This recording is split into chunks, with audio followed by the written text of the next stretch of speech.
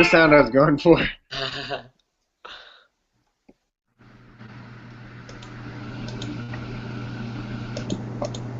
All right, well, we're live, so welcome to the Free Oh, Academy. good. I thought you were going to talk, Michael, but I'll jump in. Mine doesn't say on air yet, so. Oh, I, Anyways, I'm Michael Fielding with the Free Academy. I'm here with Jared Reyes, Daniel Hefner, and Daniel Fuqua, and we're going to discuss decision making. So this is kind of spurred by kind of something I've noticed lately and been thinking about, and it's how, as humans, we have this ability to make spontaneous, like really quick decisions, like spur of the moment, and sometimes that can backfire and cause all sorts of problems. And then there's this other side of the spectrum where sometimes we can hesitate and we just wait too long, and then like nothing ever happens, or we miss a golden opportunity. So it's kind of what I wanted to talk about today. So I guess I'll start with a little story of Tyler and my journey from California over to the computer. From California to Texas. Speaking of spontaneous decision making, my dad came in the room, so I had to improvise. But okay, so my friend Tyler bought a van for like $1,700 and instantly regretted it. He had felt pressured into buying it because he had driven like an hour and a half with his friend to go check out this van. And he got there and it was all right, but he'd already missed a few other vans because he waited and then they got sold and then he couldn't buy them anymore. So he went down there and he took the cash and he bought it on a whim and then got home. The drive home, the van shook like crazy when he got up above 50 miles an hour and all these other problems with it. So he decided to sell it again. And it was looking a little scary. Like we weren't sure how we were going to get back to Texas, and I had this event on January 30th, so we kind of had a timeline. And this guy ended up offering him a trade for a BMW, and he didn't even want a car. He wanted a van, but this guy offered him a car. So we went on and looked at it, and it was better than the van, so we ended up trading it on the spot. Just made that instantaneous decision again to trade pink slips. And this time it kind of worked out. He got a really good deal and probably is going to be able to sell it for more than he originally bought it for. And then go ahead and buy a new van, or not a new van, but another van. So they got me thinking about this whole idea of, when is it good to wait and when is it good to be ready to pull the trigger real fast? So yes, do any of y'all have a story or an idea pop into your head about that? Or if not, I was going to ask Daniel Fuqua about your land ideas and how you've kind of been looking for land and been waiting for a while and thinking it over, but maybe you're just not in the right spot to do it yet either. But and we discussed that earlier today, so I was wondering your thoughts on that. Yeah. So I think just being so unaware of like how to go about looking for land. Sorry, my dog's making a lot of noise in my ear here. Quiet down, buddy. I think I have a certain amount of fear that keeps me. That just hasn't really been my main thing I've been focused on too. But there's also like, it's something that it's just a big decision to buy some land that I think that kind of overwhelms me to even think about it. But I think the biggest reason is that I just haven't been in a place to buy it. Do we lose Michael? I don't know. It's probably not a very good example to talk about because it's not something I was really committed to doing at the time. It's something I've talked about for a while. I think it's still good to talk about because it shows that it's an idea, but it's not one that you might still do it. You're thinking it through a lot, So I think it's still valid for decision making because in some ways, your decision has been to get more information and defer the decision. You feel more comfortable, or Mike Heat was just saying, nice to have you back, by the way. Yeah, thank you. he was saying that he wasn't fully committed to buying it, but it's something he's interested in, and it hasn't been a number one priority. So maybe it's not a really good example. But I was saying that I think it is a good example because in a way, I think he's just made a decision to let it come more organically and not force the issue and gather more information before he commits to it. Maybe. What do you think, Daniel? No, yeah, totally. I said I wasn't that committed. There's been times where like I was very committed to it, and then I kind of withered away from it, and then it kind of came back. I mean, Michael, I know I've talked to you multiple times where I've had a fire, under me buying it, and then it kind of died away, and that's because I don't know, like I was doing other things. I didn't feel like I was in the position to give it my full focus. Yeah, I think you made a good point, Jared. Like, I like to, I know it just hasn't right yet, but maybe that's, some people like Tyler buying his van spontaneously. Like, some people would learn that way. So I don't know. Well, okay, so I've noticed a theme on both of those was maybe fear and how that gets involved. So yeah, maybe we can step away from kind of the land as a specific example, but just more how each of those directions, and y'all getting, okay, how about now? No echo? That's Okay, I so, would say with Daniels, it might not be fear. It might be more like caution. yeah, Well, there's definitely some fear because the way I was raised, one of my parents was very, my dad is, I don't want to say he like lets fear run his life, but he's like, what he does for a job is he like, and I don't know, he's not much of a risk taker when it comes to his monies. So, I've always been taught caution, and there's definitely a level of fear there, and I understand that I wasn't giving it my full focus. I'm not going to make a decision that big without feeling it's right, the right time. totally. Well, that's making me think of, Tyler's decision to buy that van was also, like instantaneously, it was also kind of out of fear because he had just went through this experience of he missed out on like a few good vans because he waited too long. So when he went down there, he, maybe there was some of this fear that, man, if I just keep hesitating, I'm never going to get one, or like I'm going to keep missing all the good ones. So I think it can work both ways. But yeah, I wasn't trying to say that like every decision to wait or every decision to like impulsively do something, they don't always have to be drawn on fear, but I think sometimes they're correlated. And maybe the fear is really, really where the problems can arise, and maybe it's not so much that like impulsivity is always bad or hesitation is always bad, but maybe making decisions based on fear is kind of, the model that's kind of causing the problems rather than any specific course that we take.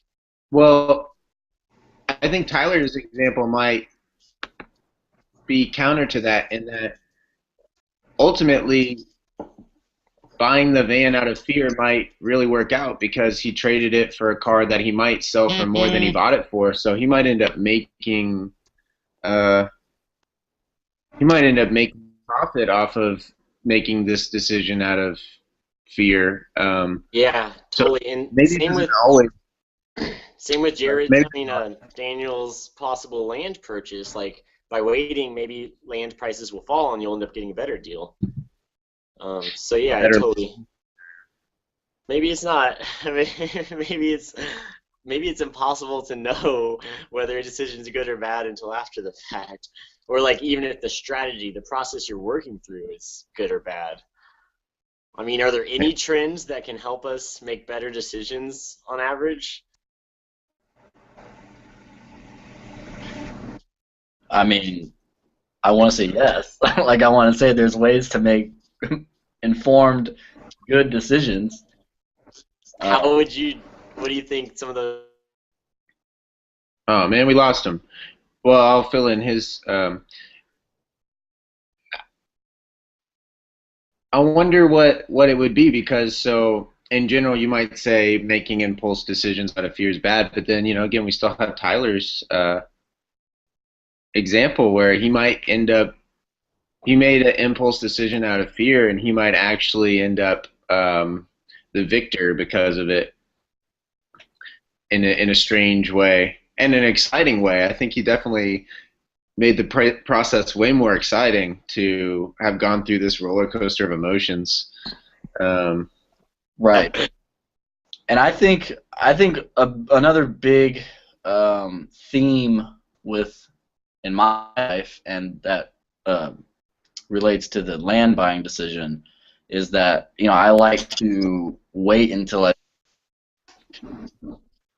making the perfect decision, and this being something that I'm so unfamiliar with, I guess it's easy for me to put it off. Yeah. Which that's why I admire a certain level of ability to act spontaneously. I think it works out most of the time. Like, I can't think of how it would have not worked out had I already purchased some land. Like, I own land somewhere. Yeah, man, it's so crazy to think about it this way, about how in any given decision you make, though, like, it might feel horrible at the time, and it could turn out to end up feeling right and maybe be the better outcome, or it could feel great at the time, and then, in a little bit longer, it becomes a decision that you're not happy with. Like, it's really hard to know how anything you do is going to pan out. Like, that's yeah. so hard. And so, right. An example. Go ahead, Daniel. I played Rhapsody in Blue in the full orchestra. I had the trombone part, and the trombones in the middle of it, in fact, have a very long wait while there's a piano solo. I mean, literally, the trombones could go out and take a smoke break and come back there for like 5 minutes, trying to make as little noise as possible. And that's what I think of waiting. Now, there's also hesitation in the song. It's a jazz piece, and in order to make it swing, you have to hesitate just a little bit. And the notes being a little later is what causes it to sound jazzy. That's a really cool example. Yeah, I would have. That's really cool. I wouldn't have put that connection together. I wouldn't have taken that to music at all. That's so cool. I was going to use Apple of an incredibly impulsive decision I made that I'm really pleased with how it's panned out. But I wasn't sure right when I got her. I spent a month somewhat regretting the decision, not because she wasn't amazing, but that was the first month is when you adjust to the lifestyle of having a dog. And that transition, I remember, was just a month full of me saying, why did I do this? But then after that month, I'm content with the decision, I'd say, because I can't know what it would have been like to not have her. But it's a decision I'm really content with at this point. But there was a month where I really didn't want her. And I didn't want a dog because I knew it was going to cramp my lifestyle or change it. And but what got me was there was a stray dog, and I thought it was perfect because it would wait for me by the door when I got home, and I'd feed it, and it would be my dog for the night. And then when I went to work the next morning, I would let it free and let it do its thing. And I thought we had this perfect like freedom bond where he gets to be free and I get to be free. I really liked it. But what ended up happening was one day I went to go pay my rent, and when I came out of the leasing office, the dog had been loaded up in someone's truck. And I went to that guy, and I was like, why do you have the dog? And he's like, oh, I've claimed it, and I already got its shots and stuff lined up. And I was like, well, I've been taking care of this dog for like 3-4 weeks now. And he's like, well, I've seen it just walking around on its own. And I was like, yeah, well, I let him be free during the day because he's been doing it on his own and seems to be doing pretty good at it. But he's my dog, I think. Like, I've been taking care of him. And anyway, he had all this stuff lined up, and I couldn't really argue because I had zero intention to take the dog to a vet or like, and maybe that's a good thing, maybe it's not, who knows. But like, he seemed that he was going to take care of the dog, so I gave in. But I didn't realize how much I cared about the dog till after that happened, and that's what made me want to go to the pound and get Apple. So it was like I made the decision out of like heartbreak, and like it was impulsive for sure, and it was just I didn't know I was attached to that dog, and then I felt pain, and then I tried to numb the pain with the new dog, And it worked. and it worked, but I regretted it for probably a month at least.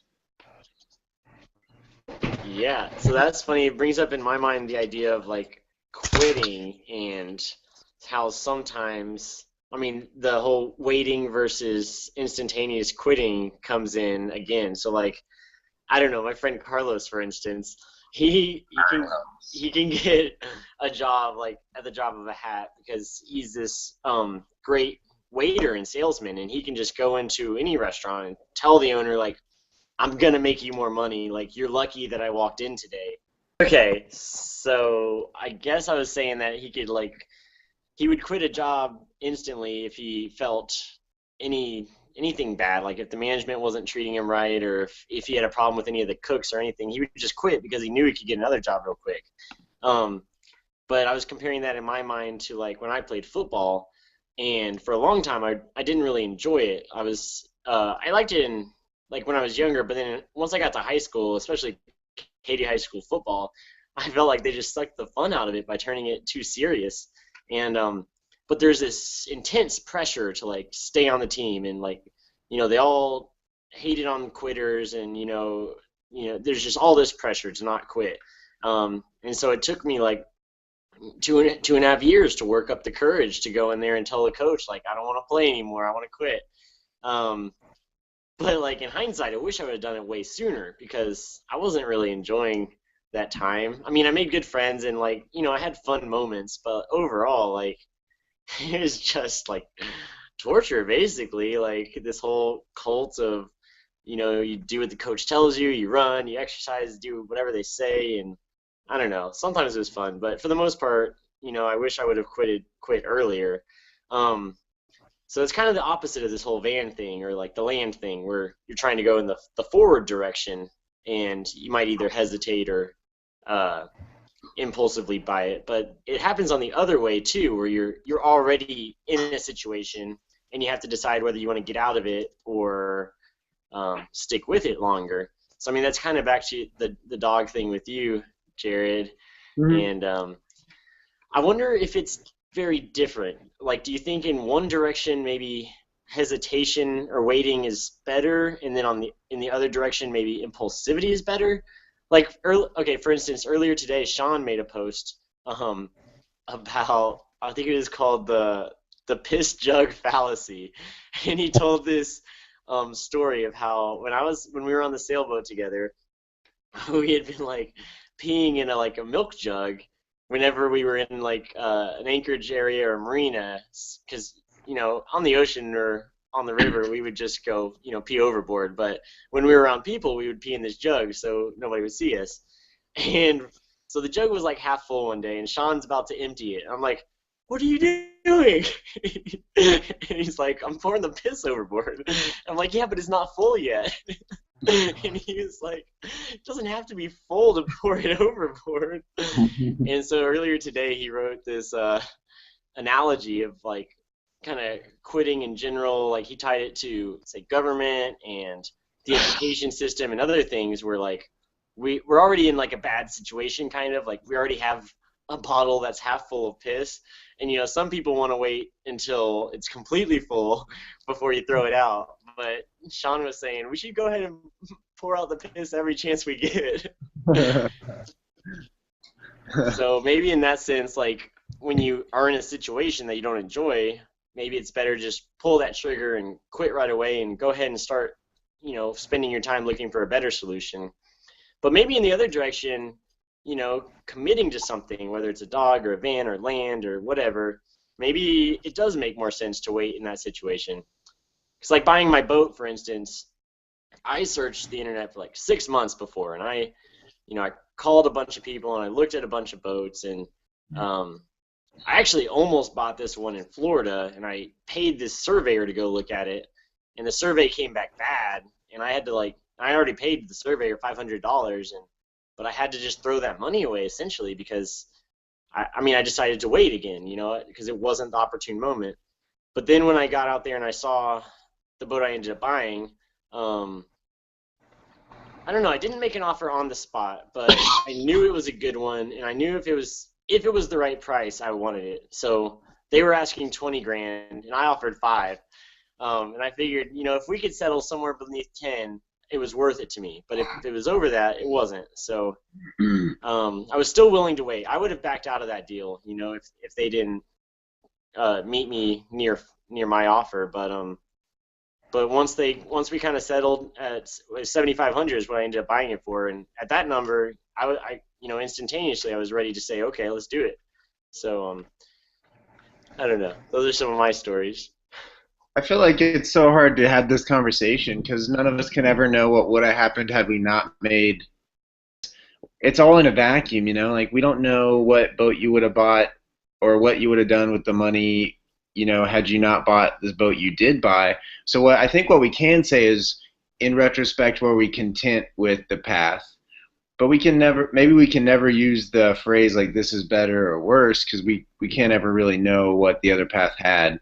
So it's just, what are you happy with the way it went is kind of the only thing you can say. Because I can't say what my life would be like without Apple, but I'm really content with how it's played out, having had her.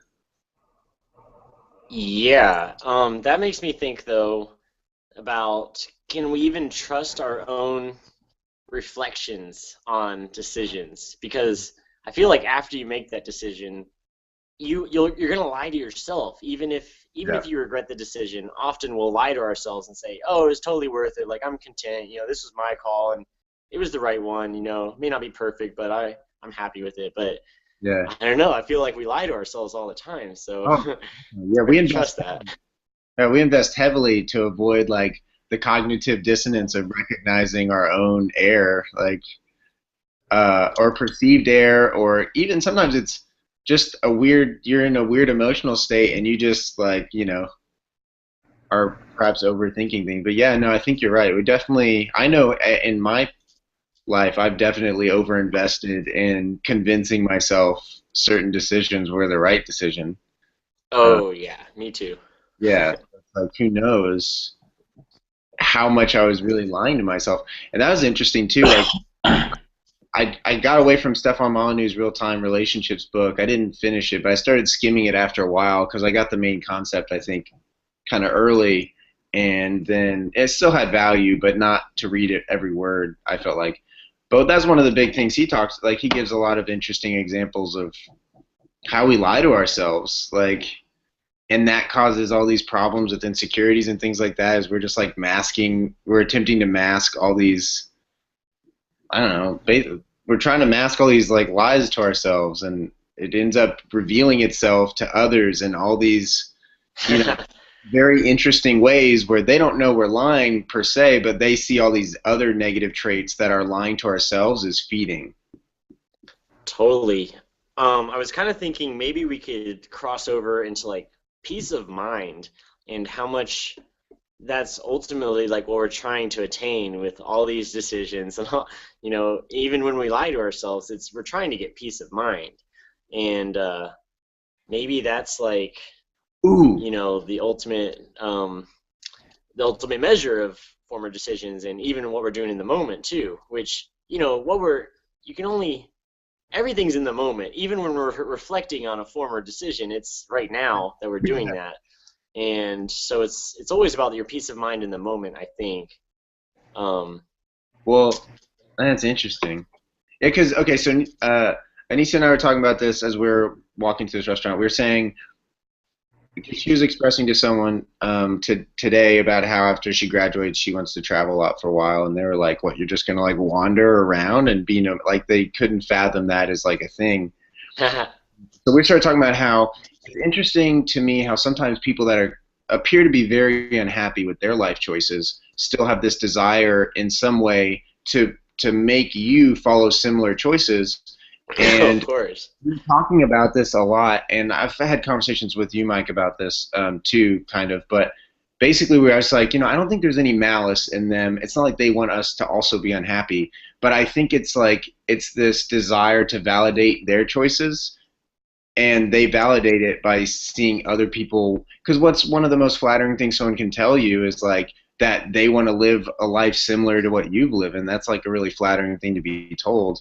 I feel like it's Yeah. like it's a way for them to validate their life choices, and that's how they're trying to get peace of mind, is like convince everyone else to do it too, and then they don't have to question whether or not they wasted a lot of time. Yep. Definitely. Well, Like, that's not to value too much what others think. What's that? Really, you have to value your own decisions and what you do with your life. It's best not to value too much what others think about you. Mm-hmm. But part of what makes Totally. us happy is like a feeling of satisfaction, and we get satisfaction a lot of times through reflecting on the norms of society, right? What's Yeah. that? Culture. What are you laughing at, Craig? Oh, I said sex when you said we get satisfied through, and then you hesitated. Oh yeah. Yeah, well, I think there's a comfort there. Like when I think there's a comfort to kind of falling back on more the norms of how you've grown up at times. Like when sometimes it's a little stressful to go a different route, and so sometimes there's a temptation to fall back to the norm because maybe it's emotionally, it might in the short term seem to be the path of least resistance. Maybe not in the long term, because you may start regretting it because you didn't actually want to choose that path. Ultimately that's not really what you wanted to do, but perhaps in the short term, sometimes falling back on those norms is, it's just the path of least resistance emotionally, but it backfires later. Maybe it doesn't backfire later, but yeah, that's an interesting point. Like, what if I can maintain my cognitive dissonance until I die? Then it's not really a problem, right? Or like maintain the illusion, I mean, of well, not having. then it doesn't exist, right? It only exists if you feel. The illusion of what? Well, okay, let's say, okay, whatever. For me, if I was doing a kind of corporate, normal 40-hour a week job, I would think I would be unhappy. At least that's what Michael Fielding in this moment thinks. Michael Fielding in that job would be kind of unhappy. But what if I could go into that job and trick myself into thinking I liked it until I die? I mean, is there a difference between tricking yourself into thinking you like something and just actually liking it? Well, I think if you're tricking yourself, it's an inherent recognition that you don't want to do it. Like I feel like you sense that by knowing you're tricking yourself, you know that cognitive dissonance exists, I think. Yeah, I think you're right. Or maybe you've been trained to trick yourself from an early age. You can learn how to like something. It's not necessarily trickery. Totally. Well, okay, that's an interesting question because, like, I trained myself to like spicy foods because when I was younger, I couldn't handle it at all. Like, it was just pain for me. But then over time, just adding a little bit more and more, and it was intentional. And at first, I was trying to trick myself. Like, I was telling myself, this is going to be good. Like, you're going to like it, even though I didn't believe it on one hand, but I knew if I kept doing it, eventually I probably would. And that's what happened. Like, eventually I did. And it's the same with public speaking, too. Like, I used to dread that. And, and I would trick myself into being confident. I would, tell myself in my own brain, like, oh, this is easy. You can get up there and talk about your life. That's not hard. Like, what you do in your life, you can talk about it. And then, the instant I got there the first time at the dinner and I like froze up and just all this, it never even actually felt bad, but I was like confused because I had tricked myself so hard into thinking it was going to be easy. And then I got up there and I couldn't do it. I was like, what? I thought I was going to be able to do that.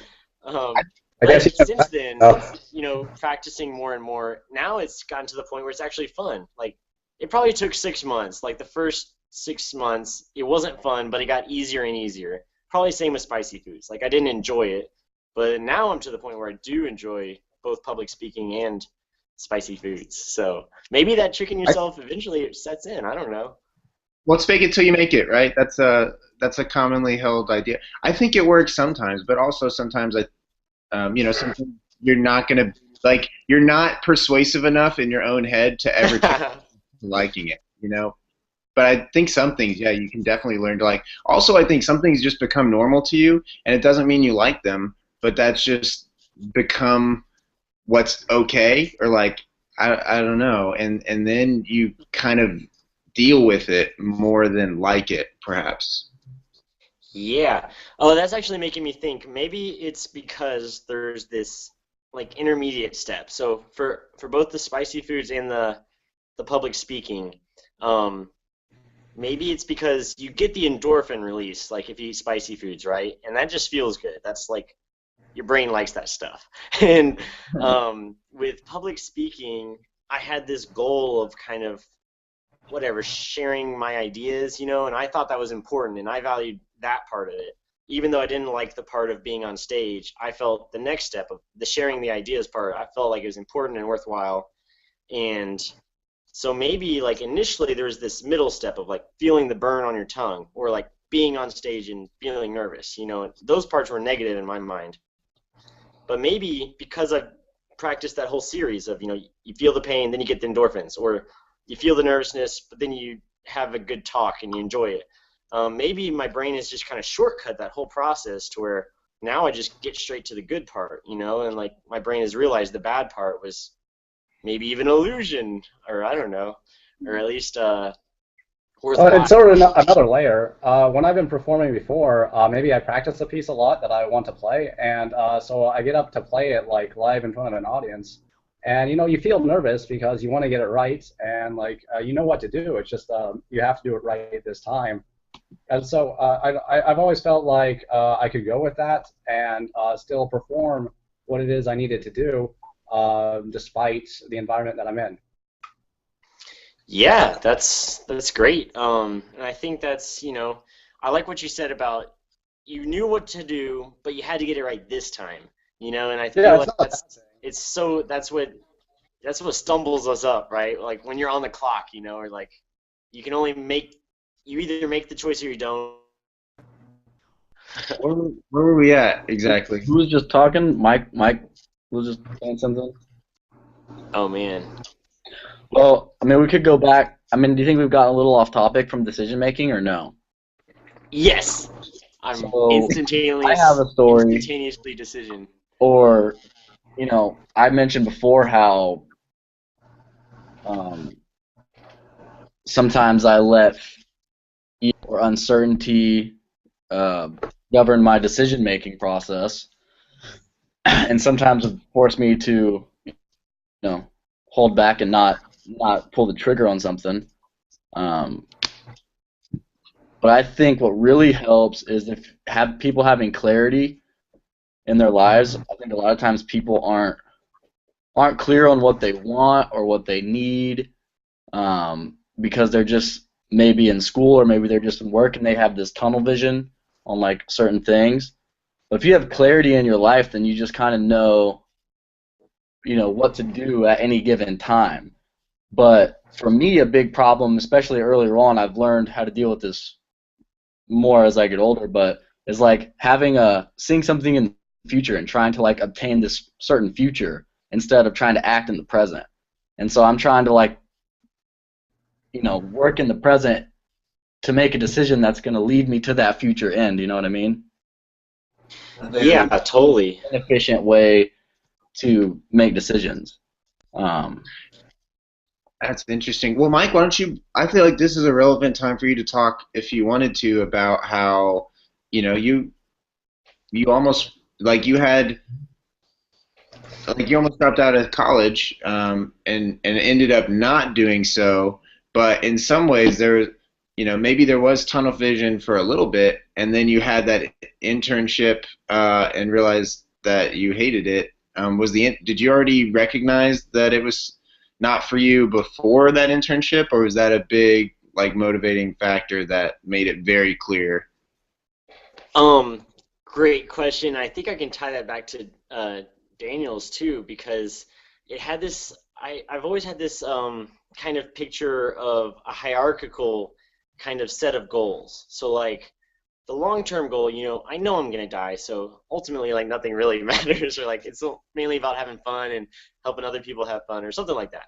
But then you can make your own meeting. Huh? You can make your own meaning. Totally, totally. So maybe fun for me doesn't always mean just like, you know, writing a long book, that can be fun, or like, achieving some goal. I call that stuff fun. But we can use another whatever. It's good. Like make your own meaning. Something meaningful to you is usually good in your mind. But anyways, I had these kind of layers of medium-term goals and shorter-term goals, and so for me, ever since even like in high school, my goal was to retire as soon as possible. So that's why I tried hard. That's like why I was valedictorian, is because I wanted to go to a good college, get a good job, earn as much money as possible, save as much as I could. I was already planning on living out of a van but I thought I'd have a corporate job and I would like just park in their parking garage and go into the office every day so I could save every penny so I could retire as early as possible. Because for me, it was really about achieving this freedom with my time, to be able to spend my time however I wanted every day of the week, month after month after month, not these kind of short-term vacations splitting up my life of a career. So that was my goal, was to get out as soon as possible. And then once I was in college and when I was about to quit, or when I was really thinking about it, it was because I realized I didn't actually need as much money as I thought at first.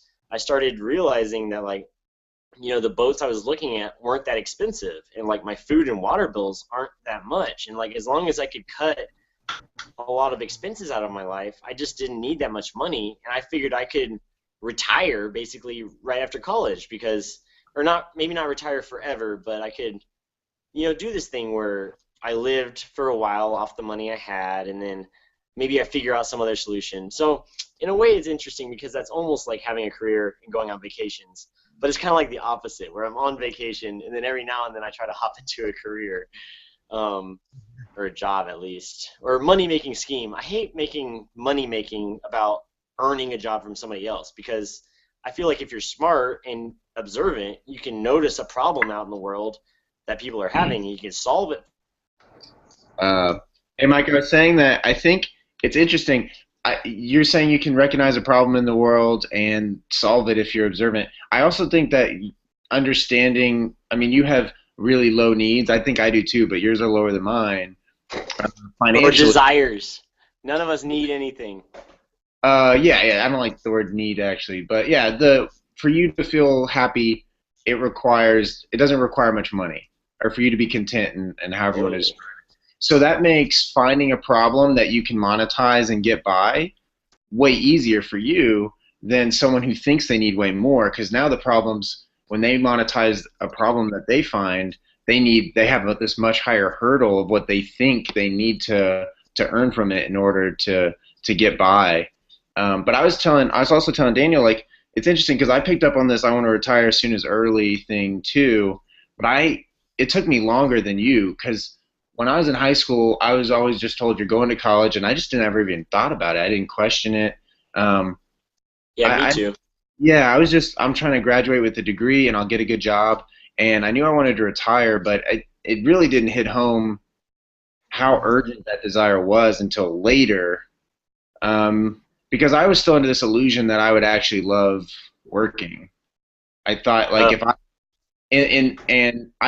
I don't know. I had this thought, and I know that there's things out there that I can enjoy doing that I can make money off of, but now I use the word working in that way more to mean any task that I don't really want to do, but I'm purely doing for the exchange of currency. Like, I'm trying to make currency. To me, that's working, because there's things I enjoy doing that I make money off of, and that never really feels like work. Totally. But anyway, Not always I got was currency you're working for. Say that? So do you think it always has to be a currency involved that makes it work? Yeah. No, just like I'm getting something. Right. No, I guess I'm doing something I don't want to do purely for this. Exchange. Yeah, for this exchange I'm going to get back, but I wouldn't, like, the process of doing it isn't enjoyable to me, I guess. I would define that as a loose Well, way what of, about working out? Is that the same thing where you don't enjoy it in the moment, or do you enjoy No, it?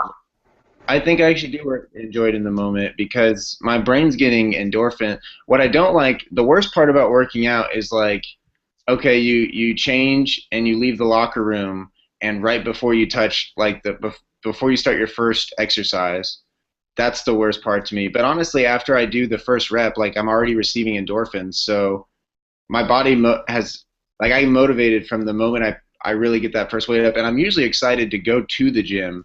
It's just the gap between getting to the gym and picking up that first weight. That's the least enjoyable part.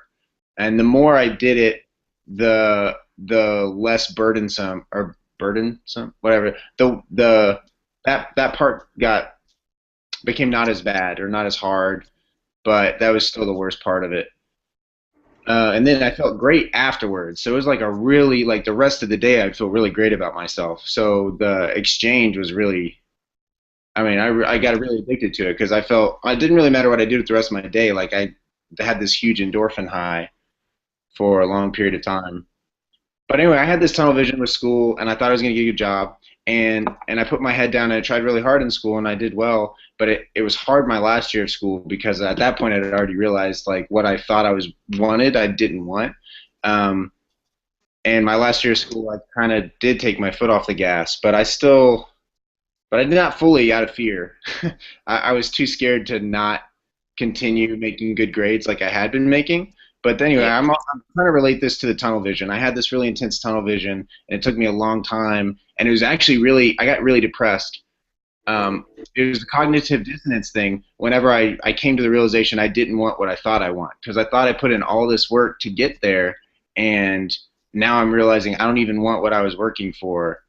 And that was really, really difficult for me. So that I'll tie that back into what I was talking about earlier about having clarity and giving yourself the time and giving yourself a chance to explore and get clear on what it is that you want or that you need.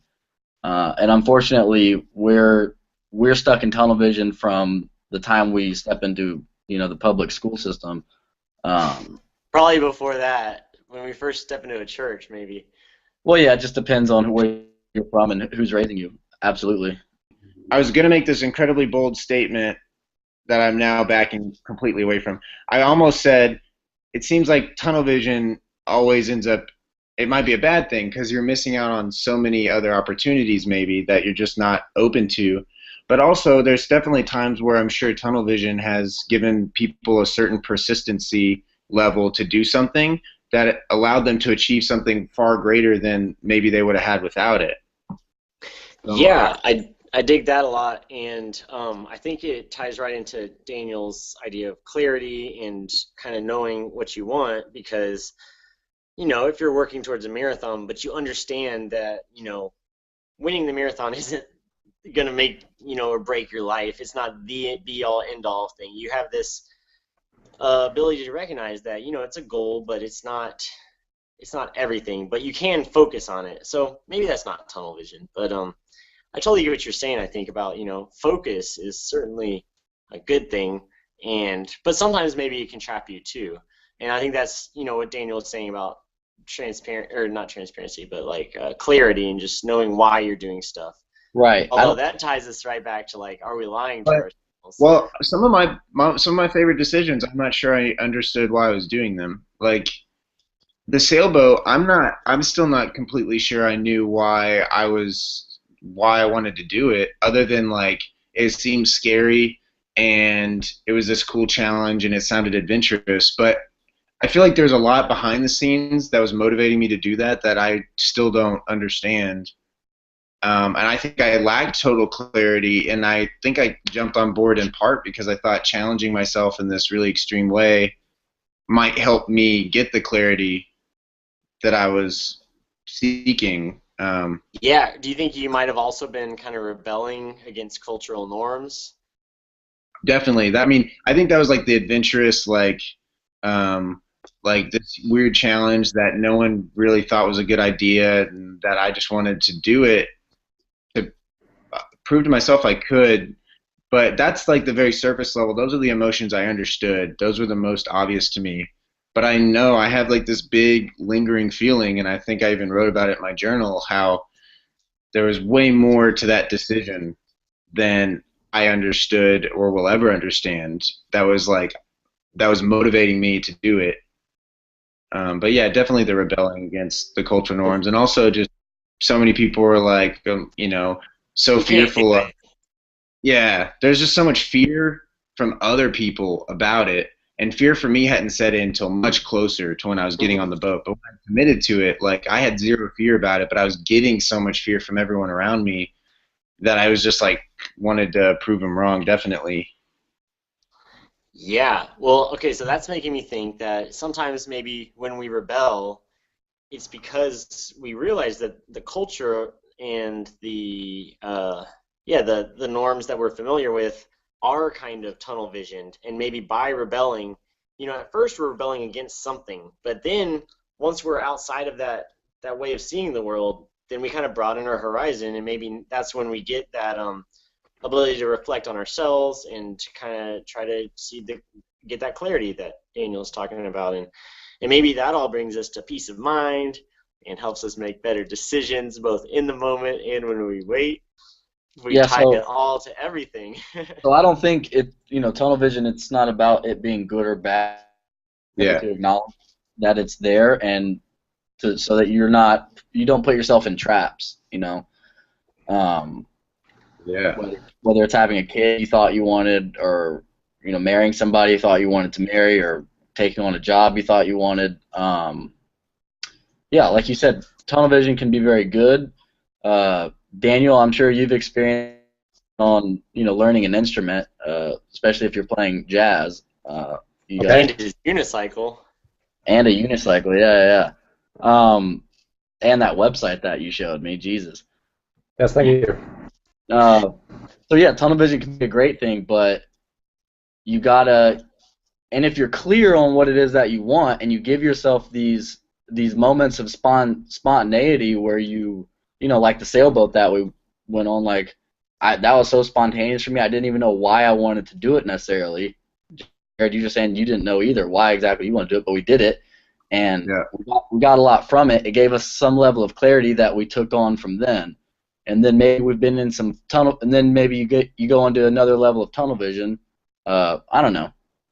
Yeah, I think I was rebelling, and I didn't know why, but I think the rebelling was this very subconscious understanding that something didn't feel right, but I had no idea what it was, and I certainly hadn't experienced enough to piece things together in my head, but I had this inkling that something didn't feel right, something wasn't right about what was around me, and that was what I was rebelling against, was this very general discomfort with the way things were at the time, and discomfort with the way things are, and I was rebelling against that. And then in rebelling, yeah, it was such a mind expanding experience that all of a sudden I could slowly piece together the dots of what I was actually trying to get away from.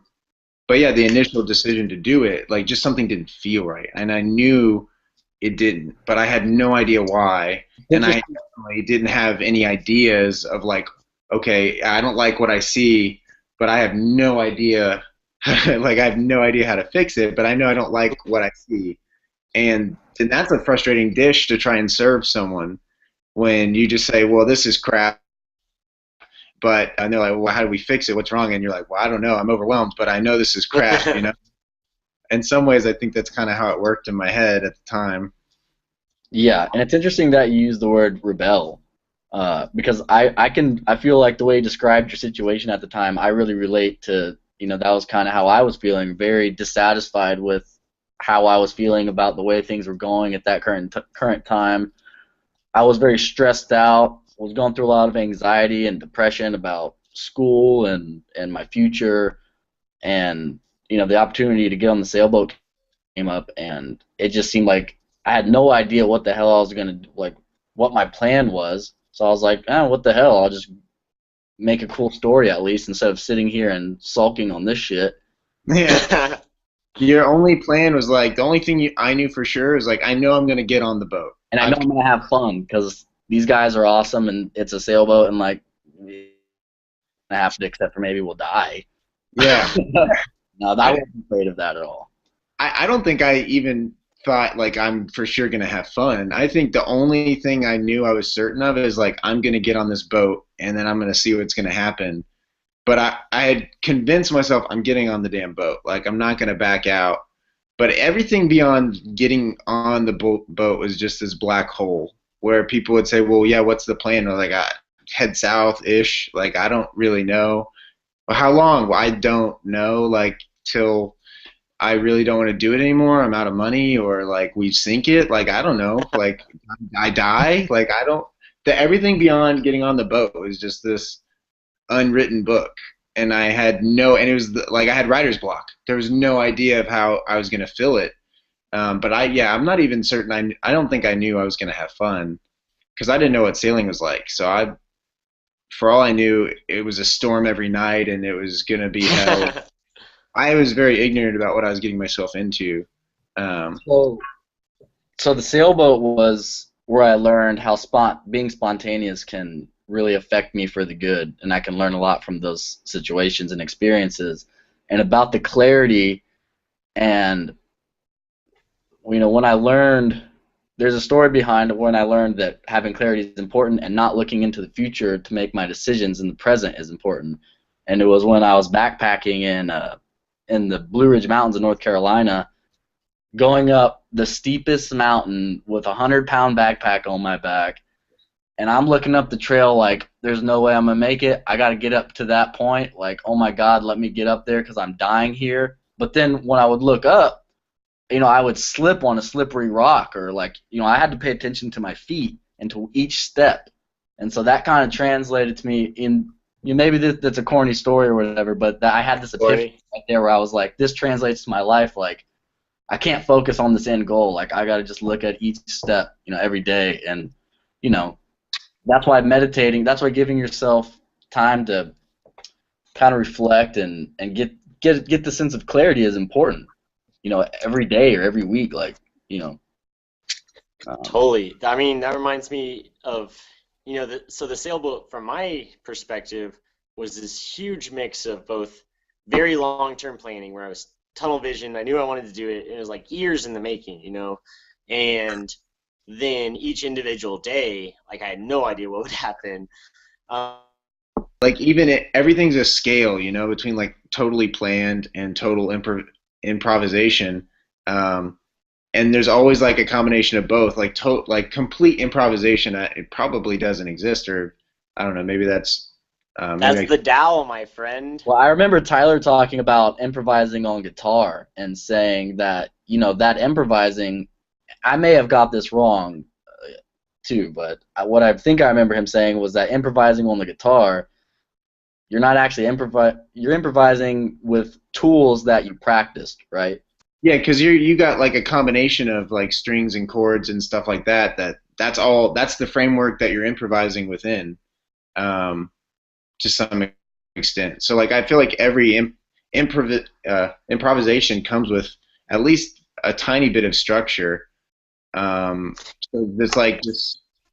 But Mike, why don't you get back to? I was kind of on the edge of my seat about the sailing thing, and then you cut out. Yeah. Well, where did I cut out? You had just started saying it was this combination of like tunnel vision to get the boat, basically, because I was telling Daniel, that took a lot of effort to save and like years in the making. But then once you got the boat, it got a lot looser from there. But you still had like this general idea of visiting Little Nagua and whatnot. But you're talking about a combination of tunnel vision, but also being open-minded to other things. Yeah. So I don't know. I guess that was the gist of it. But like just how it was crazy combination of like, yeah, I didn't know where I was gonna end up at all. But I knew I wanted to leave.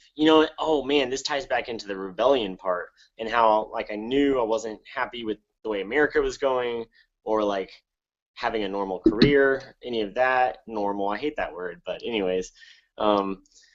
So I knew, and I was ready to work hard to get out of that situation, but I didn't know where to go. Like I think we've repeated this a few different times now in different ways, but I think that getting outside of the social kind of realm and like doing my own thing, that gave me that, and also just having the time to meditate and to reflect on myself, but also to be away from just this hamster wheel of like everyone's just running, and they all will tell you that they're running for a really important reason, but until you get away from that, you can't sit there and reflect, because we just innately, the thoughts of the people around us influence us, and there's no way around that. And like when you're around other people, you got to be aware of it, because like it's going to sink in. And I think it's another reason why it's so important sometimes to go have some solitude, or like just a small group of friends even, but just to get away from the bigger civilization and reflect and all that kind of stuff. So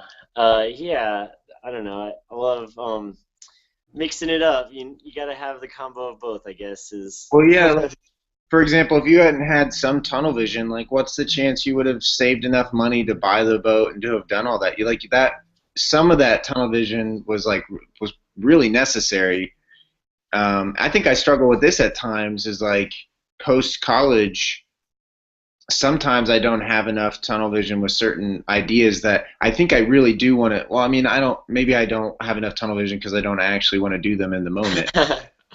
It's like, I think that's probably what it means, because I kind of trust me now to make the best choice of what I want to do right now. But I think sometimes that is a little bit of a flaw of mine at this point, as I've lost some of the ability to motivate myself enough for something that's long enough term to where it requires some planning. I'm so used to winging my daily activities that anything that goes beyond like a few days, it's it's a burden now. And I that's probably I would like to. There's a balance there that I'm not where I think I would want to be, maybe. Yeah, totally. I mean, it reminds me of like writing the book too. Like that took a long time, and I had to, and it wasn't always fun in the moment, so that was another tunnel vision situation. But then again, like while I was writing, it wasn't very planned. Each segment on its own was kind of improvised. So the structure was, and then what you wrote was the improvisation. Yeah, but then again, I went back over and stuff. Oh, but I was going to tie this into something Tyler always says that I really appreciate, and it's how freedom is enabled by constraint. Okay, so Tyler would say that freedom is able... Huh?